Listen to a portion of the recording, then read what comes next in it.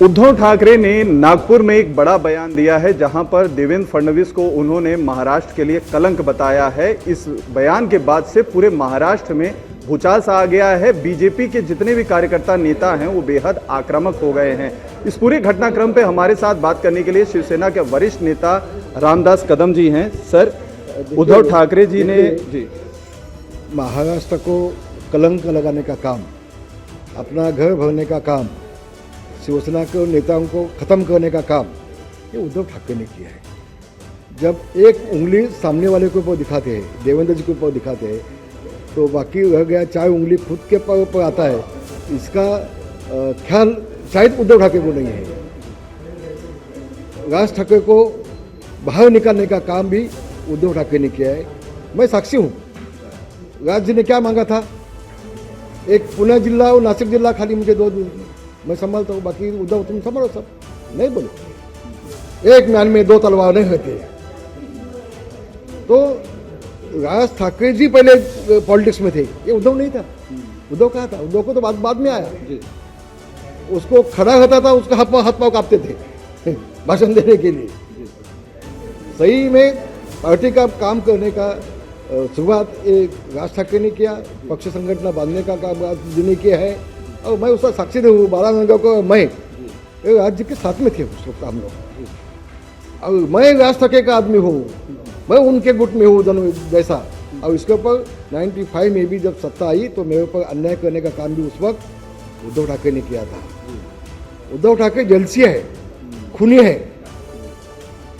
और दूसरे के पास, राज ठाकरे के पास जो लोग जाते थे उनको कोई पद देने का नहीं, उसका पद छीन के लेने का, उनको बाजू में रखने का, यही काम उनका उस वक्त चालू था।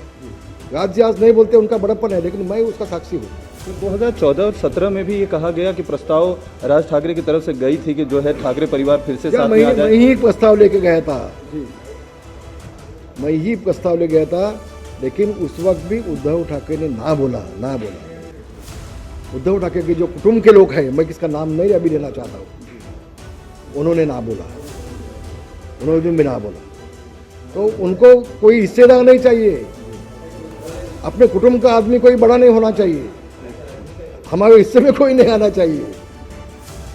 इसी स्वभाव के बदौलत आज शिवसेना जिनके विचारों से गद्दारी किया और ये महाराष्ट्र को कलंकित करने का काम ये उद्धव ठाकरे ने किया है। कलंक को लेकर आप किस तरीके से देखते हैं सर? फडणवीस को, क्योंकि एक बड़े नेता हैं, उप मुख्यमंत्री भी हैं, और उनके ऊपर एक पर्सनल अटैक किया। अभी ये जो जांच हो जाएगी म्यूनसिपल कॉर्पोरेशन में, जो कोविड में जो भ्रष्टाचार हुआ है, इसकी जब जांच हो जाएगी तो जो शवपेटी है, वो शवपेटी में भी भ्रष्टाचार करने का काम किसने किया और कौन कलंकित किया, किसने कलंक लगाया, ये दूध का दूध पानी का पानी बहुत जल्दी होने वाला है। अजीत पवार का सर आपने एक जो है काफी ज्यादा विरोध किया था, जिस तरीके से बजट देने का होता था अलॉटमेंट, शिवसेना के साथ कहीं ना कहीं वो जो है नहीं करते थे। उस वक्त अजीत पवार साहब ने उनके एमएलए को, उनके विधायक को, नहीं जो विधायक भी नहीं थे उनको भी उनके मतदार संघ में बांधने के लिए पैसा बांटा था। ये बात सही है, मेरे पास सब उसके प्रूफ है, शासन निर्णय मेरे पास है।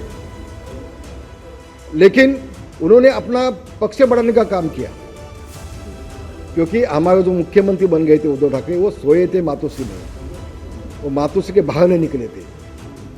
तो उनके पास जो फाइनेंस मिनिस्टर थे, उन्होंने अपना पक्ष को बढ़ाने का काम किया।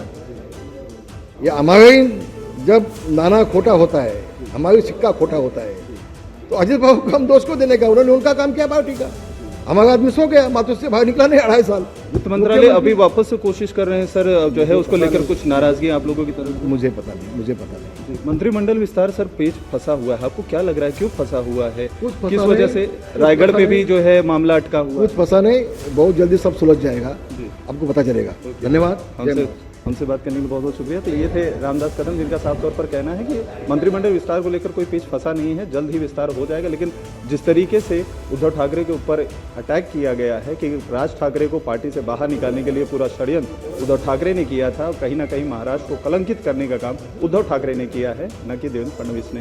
कैमरामैन अरुण देवरुकर के साथ Atul Singh, India TV, Mumbai. India TV हर वक्त हर जगह डाउनलोड करने के लिए सर्च करें India TV news Google Play Store या ऐप स्टोर पर।